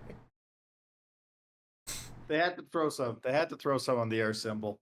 I Hey, think. as long as it's not people yelling again, that's the best part to me. Is we don't have people yelling as attacks because that was the worst part of my hero for sure. The my last hot take is in Spotlight is the air symbol. I think is by far and away the best. Okay, now you're Uh, selling me. Now you're getting me. I just think that like you look at like foundation quality, air symbol has it all. It has you're clearing the card pool. You have solid speed manipulation. You get pretty solid defense with cards like the full block with the defeats the female titan. You get a good array of strategies. I don't It's know, got just an early. defensive and offensive card draw. Yeah, it gets the most card draw of the symbols. Um, I It was has looking at the like Armin. antis. It has the anti-sacrifice card too. No, that's life now. Never mind. Yeah, I was looking at Armin and trying to build a deck for him, and it was like, man, the life and order symbols are rough when it comes to foundations for this guy. For I spotlight, wasn't. I'm like those are two of the Yeah. best in Spotlight. standard, but for spotlight, yeah. Well, I guess Yeah, actually life struggles defensively right now really bad. It doesn't have any good resets. I'm playing I'm yeah. playing the 3 damage Jiro 2 card that has to reset from momentum. That's how bad it is. But you know, you do what you get. Yeah, life was already a little struggling on that because like your biggest benefit is that you get to block with a 0 high or a 1 high or a 0 low, and then commit incredible display and pick up your block, and you get to do it again. Like so, it's like pseudo minus 2 speed every time you block with one of those cards. But that just doesn't matter. Yeah, when they're throwing out 12 speed, 12 Which speed move. again, for all of what we've said tonight, when it comes to designing a card game, you want the new stuff to play good into the old stuff. So like having these having these big attacks and these play styles that like defeat um the typical style of defense might be difficult to adjust to, but that is technically a design goal, right? To go away from how good are my repeatable minus speed effects and into how good are my single time use heavy hitter defensive effects. It's just people got comfortable because you could do both before, right? You could play rifle arm and you could use cape of no return. And now rifle arm doesn't look very good, even though you're probably only playing one attack this turn. Bringing it from 10 to 7 is not that impressive. And so it we got used to having both, and now you kind of only need to, you can only really rely on one. So, like, I just want to say, like, again, I think as a design goal, that is a positive that, like, these cards might obsolete other strategies from before. Um, as far as selling me on Spotlight goes, I do appreciate the idea of a more relaxed deck building environment because that has been the most stressful part of Attack on Titan Standard. Is I look at these cards and I go, okay, these are useless into the 4 check tribal decks, but I need them against people who are going to try to play the game normally. Like that Toru 2 deck I played plays a Falling Skies lineup because I can play Whirling Slash in my water deck, and I can use Strategic Maneuver to build Team Dr. Ichigaki on the water symbol. And it's just a high zone deck that punishes you for having 9 foundations, right? Like, I was playing against Reiners, and he's like, I have 12 foundations on turn 3, and I'm never blocking anything anyways, and so it was just up to me to be able to pass checks at that point, and it just had the same effect where like the style of the game that he's playing, I'm not interacting with him. He is presenting me a challenge. He is presenting me a wall to climb. It is very much I just have to be this tall to ride in this format. And luckily Falling Skies solves the Toru damage issue. I do need to put I want my attack lineup to be like all air attacks, but I think I do need to put Battle Aura Release in that deck. That would also do a lot of solving the damage issues. But the point is that even the older strategies are now just, can I backswing? Can I outpace you? Can I outnumbers you? And we're getting into like this rat race where we have barrier shields and capes and decoy duplicates that no one's playing, and cheerleaders that became unpopular, and maybe I'm now playing again because people destroy my whole stage and I actually use the form ability on it. Uh, like we do have all these tools, but it's the game speed is going back to like the set one format where I'm just gonna watch you do your thing, and if I don't draw into exactly what I need to backswing you or to punish you, then the game's just over, and or at least that's how it feels. And I'm torn because it is technically a meta evolution, and I am hopeful that there is adaptation for it. But as of right now, it looks like competitive universes is not going to be fun anymore. And I'm okay with that. Like, it's a competitive environment, but I don't think that that's what the average Universus player is okay with. No, yeah, that's not what I mean, what attracts me to this game so much is that I'm ultra competitive. Uh, I and this rewards skill. Universes rewards skill in deck building and skill in playing. Uh, and and then the other thing is, like you were saying earlier, deck building can go in so many different directions. It used to feel like every single card has a home somewhere. And so Pretty close. Pretty close. I can't stop thinking about deck building. Like during the day, like I'll go on a walk and I'm just thinking about deck building on my walk. Like I could make that card work. Uh and so it takes over my life is probably a bad way of saying it, but it does. It takes over my brain of like, you are just trying to solve this Rubik's cube and you can't do it and you'll just never be able to do it. But like that's the whole fun of Universes is, if to me at least, it feels like I'm constantly trying to solve this Rubik's cube. I can never do it. And what you've described at the beginning of like Magic is like they just they tell you what you it's like watching the YouTube video. Oh yeah, you go left, left, right, left, left, right, and then you just mythic magic super fast. And I don't want Universes to become that at all. I want it to continue being this unsolvable puzzle for my brain to just chew on all day, because that's where the fun for me comes in. Uh, yeah, so that is a worry, I guess, if we go that route. Um, I'm I would say like I'm optimistic. Uh, what I want to see in 2025 really is just consistency. Um, just just there's been so many changes in the last year. How the cards look, how organized play works, how The now we're doing distribution, draft. the distribution Yeah, of sets, like how it's, um, how many secret rares do we have in this set? yeah, 13, 14 with Beast Titan. Yeah, 13 or 14. 300 cards versus every set before it. Uh, I so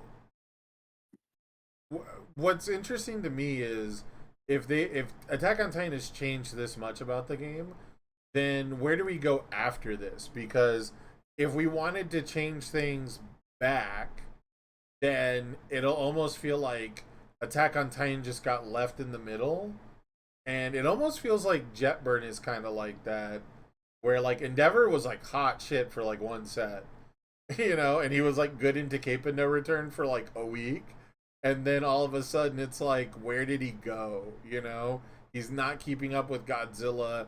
He's not overcoming Rodan's speed reduction. Ghidorah, he doesn't kill Ghidorah fast enough. Like whatever it was, like I don't know what happened to Endeavor decks. A lot of people were talking smack about Ochako and how Ochako is like strictly worse than Endeavor, and yet she won a regional and Endeavor didn't even show up. So like, Universus has always been full of surprises. So like, I never want to speak with certainty. My biggest pet peeve is people talk with certainty in this game that you can talk in other games. Like again, the not to like downplay Magic's like skill or ability, right? There's definitely still skill and knowledge, and like I wouldn't walk in and beat Pro Tour players. They'd beat me because they know how the stack works better than I do. But like, I would miss something and they wouldn't let me take it back. Like, it's just how it is. And like the but the idea that like you'll go into a Magic standard format or like any kind of like known format with no brand new cards and not have some idea of what people's deck lists look like is just not realistic. And I don't know. Like I've been upset at times at how wide our format gets because it feels like I can't prepare for anything. That is not a good feeling either. But dialing things back in the other direction, making it too restrictive, obviously isn't good either. People like diversity, so I I, I don't think that it's going to be like a solved small format. I think you'll still have like a decent spread of characters that are viable, but you will be playing Attack on Titan style universes.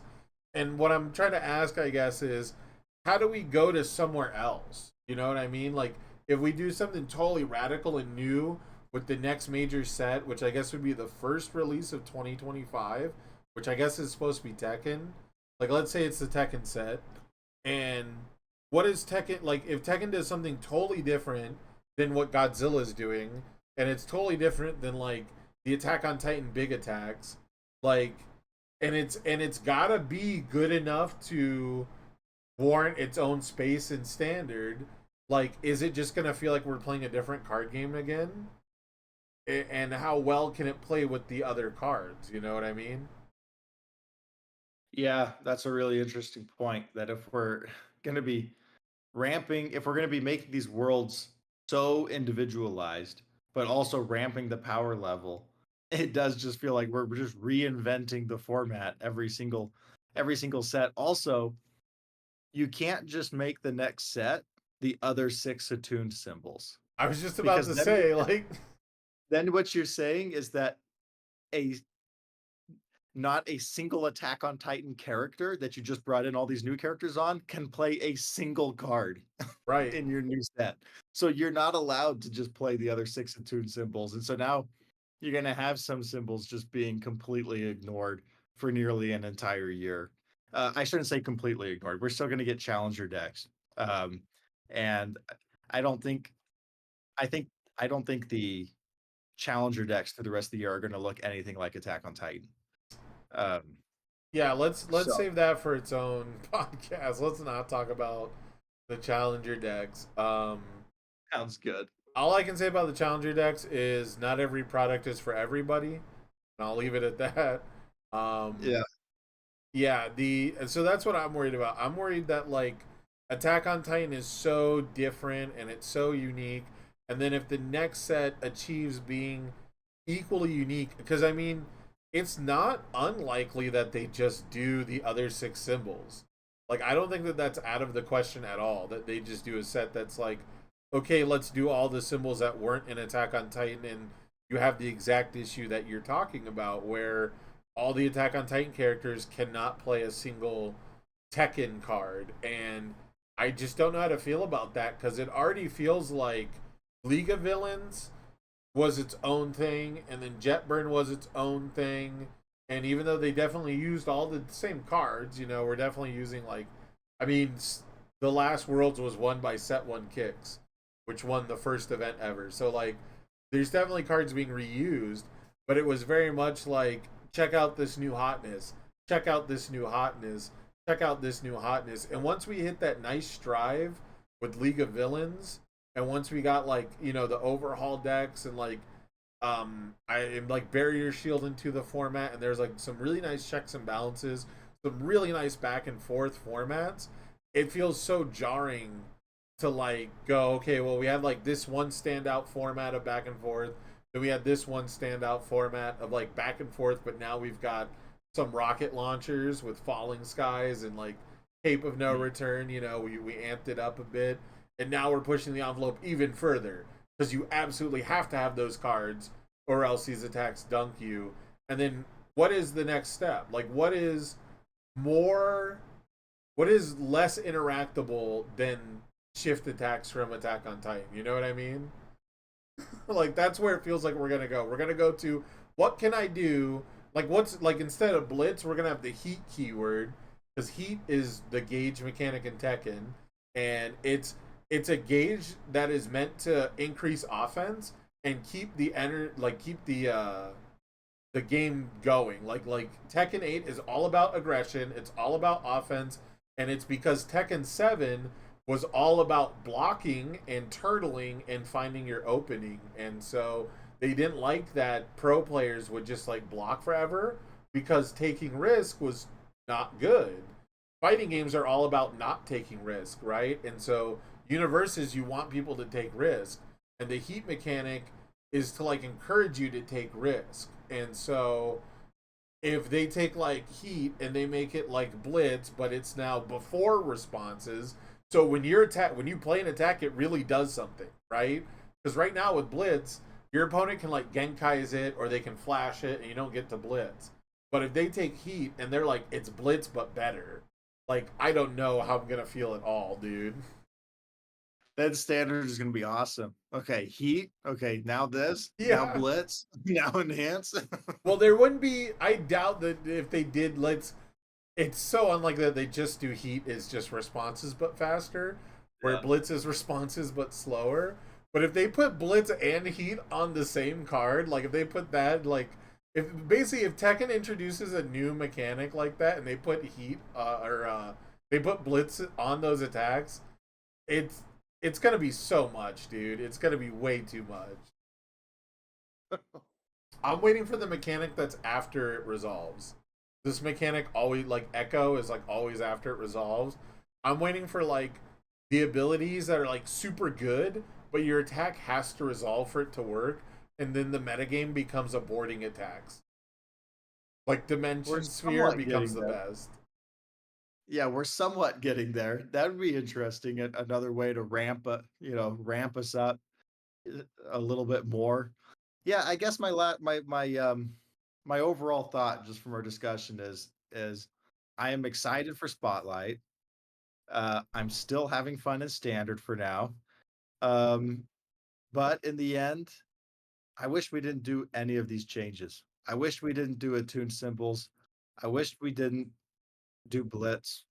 Um, I wish we didn't do um, cutting 6 symbols from the game.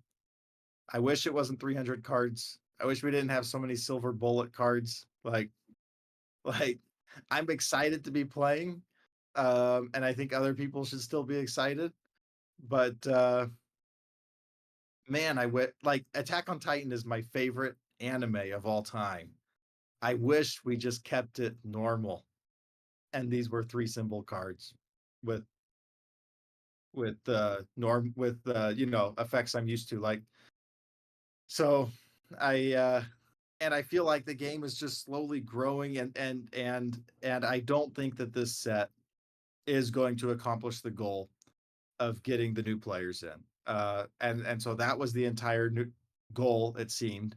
And now that Spotlight is kind of being abandoned as a competitive format for the major regional, Uh, you don't have a lot of reason to be playing it over standard. Everybody's choosing to play standard.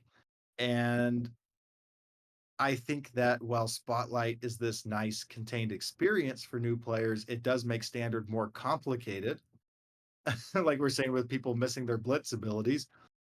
And I think we would have gotten just as many new players with a just relying on the Attack on Titan IP. So we're here. What can be done about it? You can't, no use crying about spilled milk. You might as well just have fun with it and have a good Universus time.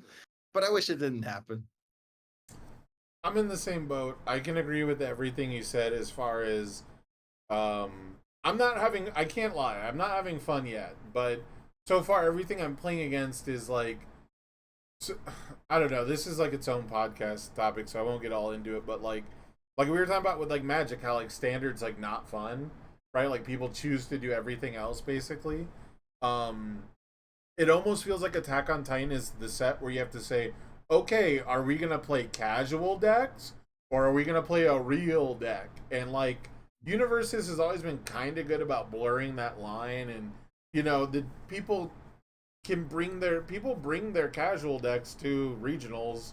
Like let's just be real, people bring their favorite deck with their favorite cards to regionals, and they have lots of fun and win some games. And Attack on Titan feels like the one where it's like, okay, well, are we like trying or am I gonna play for fun? And that's just not a distinction that we've had to make before.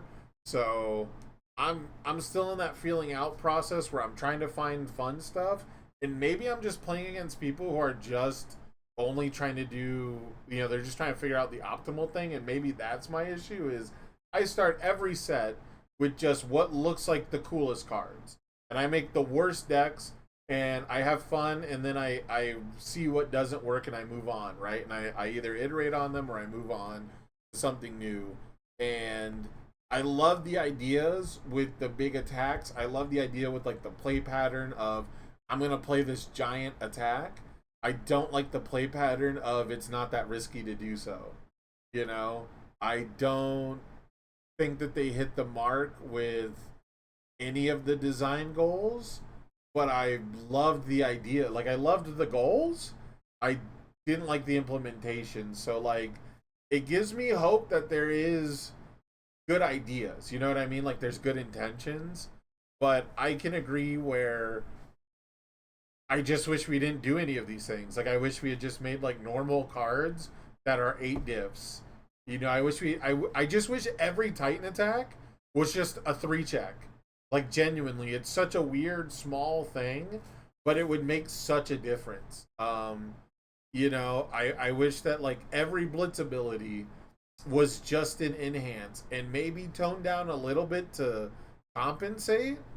But every time someone does a blitz and I say nothing because I'm like waiting for them to enhance and they're waiting for me to pass priority, but like I don't have anything that responds to a blitz ability, right? Like it's little things like that that are unfortunately gonna like be what Attack on Titan is remembered for. I think it's gonna be remembered for shaking things up, making it its own thing, and I think that that's not. It's not going to be a good look down the line. People are going to look back and say, "Look at all this stuff that changed," and I don't think we're going to keep any of it. And then people are going to automatically assume that it was a failure. But in reality, I think we're going to have to look at it as part of the process. So that's my positive kind of. I always try to have like a optimistic outlook at the end of things, and again, I love the ideas. Faster games, getting games over with is fine. People take way too long to do their enhanced steps, so we tried to change that up is fine. But where we ended up was not the same game. It feels like so. Yeah, that's the perfect that's the perfect like thesis statement is great ideas, bad implementation. Uh because and I feel like people might come after me for this for what I'm saying in our podcast here is that because I had such praise early on for Attack on Titan when they showed us the initial things at the summit, and I came back like, oh my gosh, this is the best thing ever. You gotta buy 2 cases. Like, this is You gonna were be going it. pretty hard, I gotta say, you're definitely the angel on the shoulder, and I'm supposed to be the devil on the shoulder, so you can't jump I on my know. shoulder now. But the thing is that at the summit, we were shown the ideas. Right. The idea of backup looked cool. The idea of thematic worlds, more thematic worlds was cool. The idea of Attune these high symbols. difficulty, 13 difficulty thermal blast, nuclear state, these were very cool ideas and they got me excited. And then when the full set was shown, it was like, we could there could have been better. Um, and it wasn't like we went and saw all the cards. And so I do feel a little ridiculous that it was like not ridiculous, but a little bit of like backpedaling of this is going to be amazing. And now I'm saying, well, it's still good, but Well, take it for what it is. everybody who went to the summit was positive about it, right? Like, I think the only Mhm. person who wasn't like overwhelmingly positive was Tim Keefe, and he basically said that he likes all the ideas, but he was scared of the implementation, and he wasn't sure if they were going to hit the mark. So, that seems to be the case, right? Everyone liked the ideas, and then the people who didn't get to see the idea, they just saw the finished product. They don't get like the positive spin, right? They only get the finished product, and if you don't like that, it forms your whole opinion. Whereas for me, I didn't get to go to the summit, but I can still look at like, all the high difficulty attacks, even the ones that are blank and they're just stat sticks and they're uninteresting. I talked about earlier the one where Mikasa is just like looking at her sword. That's like an 8 mid for 10 4 check.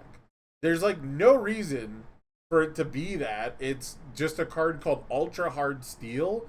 It has it has a quote on it, which I love that we have flavor text. Like, that's something that people don't talk about because it's not a gameplay thing, but like having flavor text on cards is new and good and cool. That's good for card games.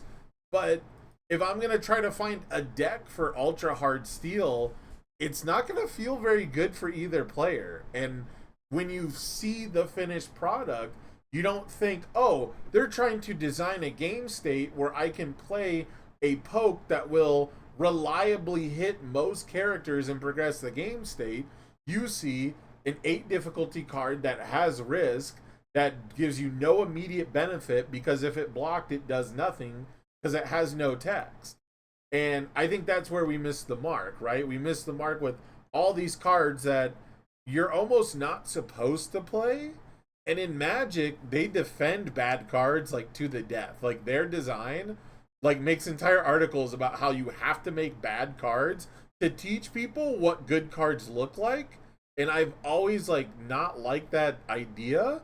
And in Universes, it never rings true because even when like, how many times have you looked at someone's deck list when you're playing some really bad choices and then you play against them and that one card, they put you in that exact position, right? They put you in that one position where flip for -1 speed for each of your momentum actually kept them alive or whatever. Like, so it's just something that we've never had to deal with. And I think people only got to see the finished product. We're always going to have like a negative reception of it because it's different. And they didn't get to, like, the articles didn't do a good enough job of describing the ideas behind them. They didn't even really like preview the cards with them, right? They had articles that were just words and they had no examples of anything that they were talking about, and it just the whole preview season did not help. No, that's a whole nother thing. I could talk so long about that. I think the preview season, um, I just think like, It's too many oh my cards to gosh, preview, David. They couldn't send you all of them. it was so all over the place. It was like, no players knew what to expect when. It was just like sometimes things would randomly happen really fast for 3 days and then silence for 2 weeks. And and rules clarifications didn't come out, and then we're getting day one erratas while people are doing their pre-release. they're And being we told, you're and we being told, missed hey, one. We missed Virgil, at this was, least one. yeah, this was a mistake that always should have been this way. It always should have been this way, but we just didn't feel like telling you until you're doing your pre-release. We The just day didn't one, say it yeah, that when we day one revealed the errata will character. never make sense to me. Like why they had a bans and errata announcement like 3 days before the pre-release, and then did it on the pre-release. Like you'll never convince me that that wasn't just an oversight. You know, the idea. I think the official answer was they always do set or functional errata on the day one or whatever. But like, why? Why is that even the way that we do it? You can't justify that to me at all when it's happening during pre-release, like you said. Like you should at least do it before pre-release. But we definitely missed a couple of erratas because there's a continuous ability that works in the discard pile currently that gives all of your attacks +1 speed, and it's a unique Oh, foundation. So if you have 4 in your discard pile, you get +4 speed to all your attacks, and it's just a continuous. And then there's also the missing errata on Reiner because there's no shot. There is no shot this guy is supposed to just win the game for transforming. Like, there's no shot he is supposed to ruin my foundations on my turn by committing a foundation. There's zero chance. you have to just kill him before he transforms, and he gives -2 damage to your stuff. Well, he doesn't. No, that's just it. Before he transforms, he gives -3 damage. Once he transforms, he doesn't give minus damage on every attack. He has one reset, which I can beat every time. It's actually, I will say this, it's very funny fighting Reiner with Absorbed Energy Spirit Strike when they're playing like the 8 difficulty attacks and you just get to like kill the momentum and send an 11 damage Absorbed Energy Spirit Strike. But there's no world where I want to play in a format with a character that says enhance. I can commit a foundation. If I do, you have to destroy one. There's no shot unless Yeah. unless Yeah. they reprint Astute Observer, which is a foundation that can't be destroyed, and I can commit it to build anything I want, including a second Astute Observer, which can then build a third and a fourth if they're all in my discard pile. One, if they print that card, I'm down. I'm in, bro. We're there for it. That card wasn't good enough to beat Napalm Man, so it'll be fine against Reiner, I promise you. Or if they reprint Templar, then I'll play the format. Did you see, by the way, I played a Travis Tangerman Mikasa deck the other day on my Meta versus Mev video. On turn 2, I played 9 attacks. That I sounds went right. lightning rod, vertical maneuvering equipment, or the vertical switching gears thing that readies to, into another one of those, into a beast summoning, into a beast summoning for my discard, into a beast summoning for my discard, into a beast summoning for my discard, The into a same beast summoning bunch at of, that point. yeah, I've just flipped, because you're just doing the loop, and it was it was like, surely this character was supposed to be keyword locked. Like, Hey, to where Reese you don't was. get the charge, to where you don't get charge attacks. Like, you should not have access to lightning rod on this character. Um, anyway. It's funny. Yeah, I don't know. It's very funny. The more so like the more the list goes of going, there's no way this character can be this good though. It does make more sense, right? If there is like 5 or 6 characters that are all nuts, then it makes more sense because then you at least have like 5 or 6 options. But we need to wrap this up. Give me a closing statement if you so desire. Is there anything that you want to say before we wrap this up? You want to get off your chest? We talked about Spotlight being an interesting and fresh endeavor.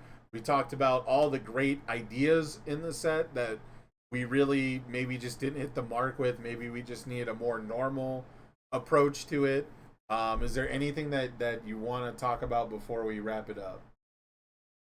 Nope. My parting things is you should give Spotlight a chance.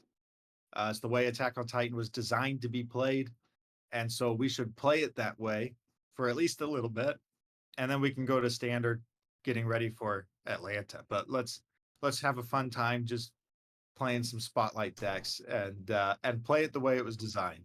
Oh, we gotta play some standard at the webcam championship, which is coming up pretty soon. I guess I So should have said that. Yeah, September 7th, webcam circuit. Uh, getting ready. yeah, so we do have a standard event coming up, which in retrospect, do you wish that you had made that a spotlight event?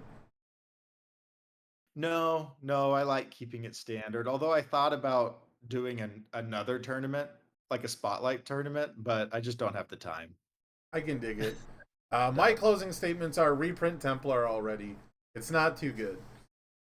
You can put it on any IP. I can literally draw up an Attack on Titan Templar, replacement art like right now. It actually fits in every IP.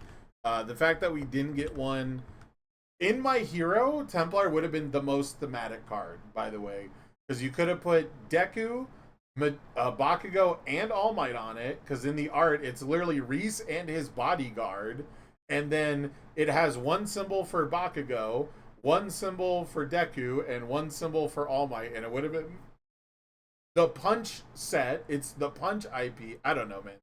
It would have been perfect. Reprint Templar. We're done here for today. Oh, I should plug my streams. I'm doing a stream on Wednesday the 21st, and I'm doing a stream on Friday the 23rd because that's my birthday. So I figured I did a little streaming tonight before we recorded to get back into practice. It's been a long time since I was on Twitch. And my affiliate anniversary was apparently today too, so that was kind of weird. I think it actually was waiting to tell me. I think it was actually like a month ago, and I just hadn't streamed at the time. But I am going to be trying to stream for my birthday coming up, so check out those two dates. I want to play games with people. I'll probably have like some kind of slideshow content, maybe do some gameplay analysis, all that good stuff. But that's it for this orange card, blue card. I hope to see you guys in the next episode. Let us know what's your favorite new design idea from Attack on Titan, and did it hit the mark for you? Inquiring minds want to know.